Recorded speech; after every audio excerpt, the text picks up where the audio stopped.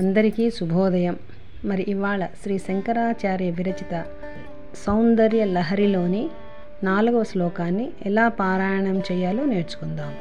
త్వదన్యః పాణిభ్యామభయవరదో దైవతగణః త్వమేకా నైవాసి ప్రకటితవరాభీత్యభినయా భయాత్రాతుం దాతుం ఫలమపి చ వాంఛా సమధికం శరణ్యే లోకానాం తవ హి చరణావేవ నిపుణౌ త్వదన్యః పాణిభ్యామభయవరదో దైవతగణః త్వదన్యః పాణిభ్యామభయవరదో దైవతగణః త్వమేకా నైవాసి ప్రకటితవరాభీత్యభినయా త్వమేకా నైవాసి ప్రకటితవరాభీత్యభినయా భయాత్రాతుం దాతుం